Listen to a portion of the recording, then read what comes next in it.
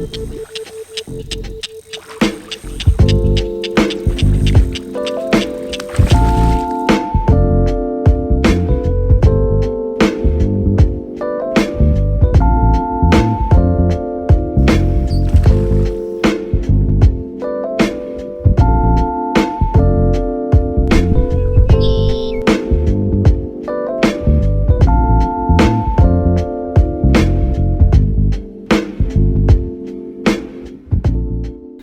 know, as anglers, we all have aspects of our fishing game that we just got to kind of work on. You know, we got things that we do a lot, that we're very confident in, that always produce for us. Then they got other techniques that other anglers have success with that we really haven't mastered yet. Well, one of those for me is fishing with shaky heads. If you know what those are, they're kind of crazy looking jig heads that make a bait stand up underwater. They can be incredibly effective. I've done a little bit of fishing with them, but never in these marshes. I'm really curious today to see if they work, if I can catch fish on them.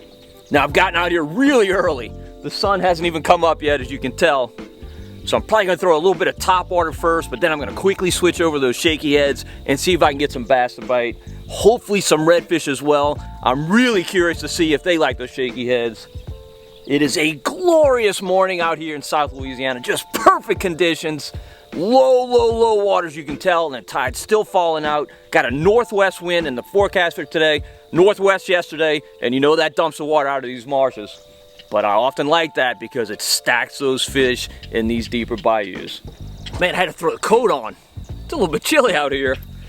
Incredible, it's almost May. This doesn't ever happen in South Louisiana. But I'm starting this morning with a pop-R, but there's a lot of matted grass in this particular area. So I've got a frog close by. I might switch to that. But before that sun gets high, I want to try and catch something on top water.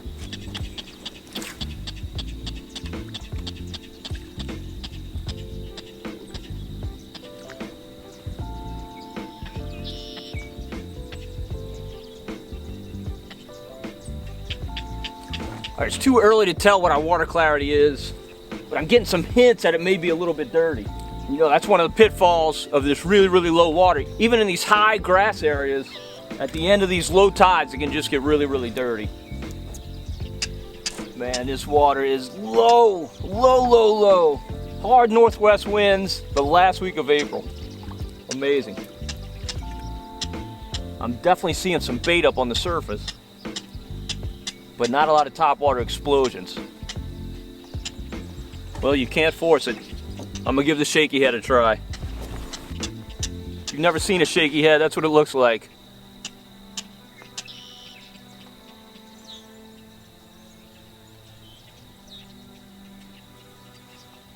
Oh goodness.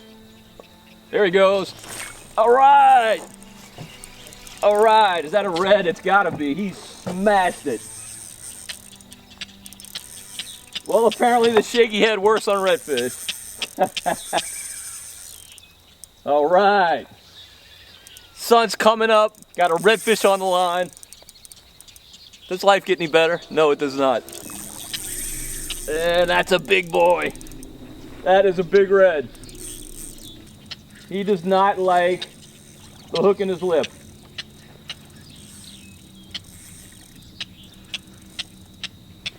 Now, he was right at that Trinas mouth, right where he should have been.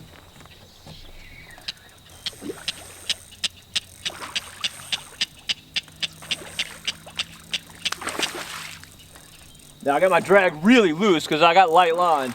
I'm just gonna wear this fish out. I'm not gonna horse him. Uh-oh. Uh-oh.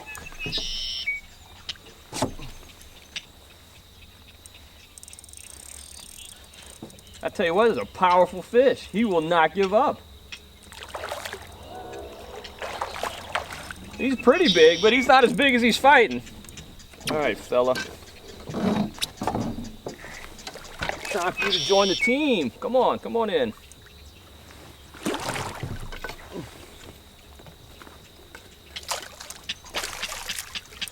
All right, we got him. Shaky head redfish, baby. And let me tell you, he was not bashful about hitting that bait at all. All right, my first fish in the marsh on the shaky head is a big bull redfish. Technically not a bull, 26 inches. but he was a big fish. See if we can get another one. There it is. Oh, missed him. That was probably a bass. I didn't give him long enough. I was a little bit too impatient on that one. He was way out in the middle of this bayou. Did not hit like a red, definitely hit like a bass. Shame on me. Try and get another one. Bro, there's a fish, there's a fish. All right. That's a bass. That's a bass. Also known as a rat red. Undersized redfish. He fought like a bass. Well, this is definitely a bass bait, but today it's apparently a redfish bait. He's certainly undersized, so we have to let him go. All right, when your shaky head looks like this, when your worm just can't get it to stay right because it's been demolished, it's time to change. You definitely want that worm nice and straight. Why it makes that big of a difference, I don't know, but it does. That one served me well. So this is a Strike King Shaw Grigsby shaky head. It's got a screw lock on it. So what I like to do for baits that have a screw lock is bite a little bit off of the worm to give it a flat top. It fits on there a lot better. It's also a lot easier to screw on. All right, finished product, that's how it looks. Nice and straight.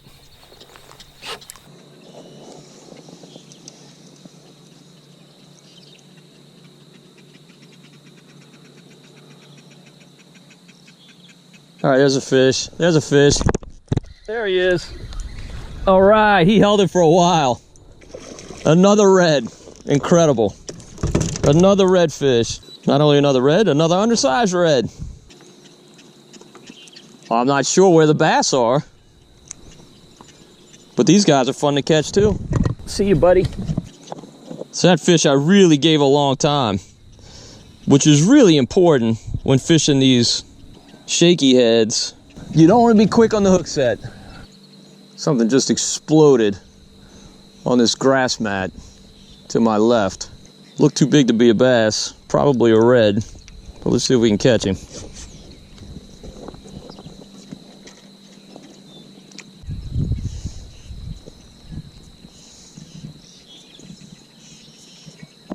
Oh, I missed him. Oh, good blow up.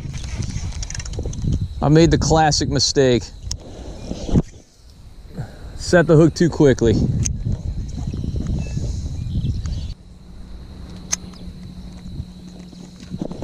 Oh, missed another one. No, I let him take it. He just didn't take it deep. That was a better hit than the other one. Should have had him. All right, I had my chance with the frog. I blew it. Back to the shaky head.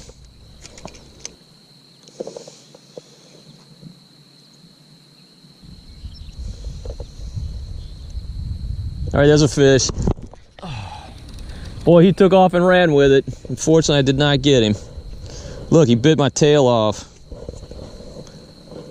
That explains that. Just didn't have the hook in his mouth. I could probably still catch fish on this, but I'm going to change it out just to be sure. That could have been a brim, but I think it was probably a small bass. Just didn't have the full bait in his mouth. So unfortunately, we got very, very little tidal movement right now. I'm guessing this water wants to rise, but that northwest wind is keeping it out. Because it's just kind of sitting still, not doing a whole lot. And that's definitely impacting our action. If things don't pick up quickly, we're gonna go find some moving water and hopefully find some fish. These tidal fish, whatever they are, bass, reds, speckled trout, they just don't feed when that water's not moving. They're programmed to know that the conveyor belt is running when the tide is moving, and that's when it's time to eat. Dead tide, they just kind of sit still and relax. Digest the meal from when the tide was moving. But what you don't want to do when the tide's not moving is curse your bad luck. You want to go find some areas where the tide is moving. You can almost always find moving water somewhere. And my poor trolling motor's just getting caked with grass. It's that widgeon grass. It's just unforgiving. It clings to the prop and will not let go. All right, so one thing I've discovered with the shaky head in the marsh is it's much less forgiving with the grass. You've got this head that's offset from the line, and grass kind of collects right up on here. Whereas with a bullet weight, it kind of smoothly glides through it on most casts. Boy, our fishing trip started really well today, but let me tell you, it's gotten tough. It's 9 a.m. right now, and I'm struggling to get a bite. The wind is really whipping out of the northwest. Pressure's high, the bass just are not feeding. And to top it all off, the water's extremely low and it's dirty. I've made a bunch of runs to different spots and it's just dirty everywhere. I'm now in a bayou that has more grass than a football field, and that's totally taken my shaky head out of commission. Now I've just gotten in here, I've made a few casts, don't like how the water looks at all. Not at all, but it's gonna be one of those days. Just gonna have to grind it out and see what I can get to bite. Man, there is bait galore in this bayou. It's incredible. The bait's all been forced out of the backwaters because this water is so low. If the barometric pressure were not so high, I think it would be crushing the bass. But instead, I think we're gonna have to just hunt for reds. Really, really tough conditions today. About as tough as it gets.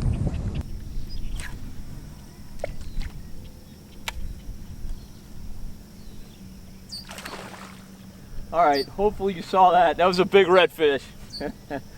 Way up in these shallows. I saw his back and then he kind of went nuts, floating on some bait. Let's see if we can find him. He's definitely feeding. Unlike his green buddies. Oh, there he is. There he is, there he is. I got you. I got you, buddy. You showed yourself. Oh, look at him going crazy. Look at him going crazy. He's about as big as the last one. He's a netter for sure. All right, we got him. Boy, the reds today either too big or too little. This one's too big. Such a beautiful fish. Man, I love catching reds in these shallow marshes. That one revealed himself. He came up, his back was revealed above the surface, and he kind of kicked chasing the mullet. I didn't see him when I cast to him, but I knew he was right in this little pocket. Get a little clean pocket of probably deeper water in between this grass. So I just threw in the middle there and started working it back, and he smoked it. He's too big to keep. I'm not gonna keep one this size. But man, he was fun to fight. Gonna have to revive him and send him on his way. Man, I hope I can even get through here. This widgeon grass is so thick.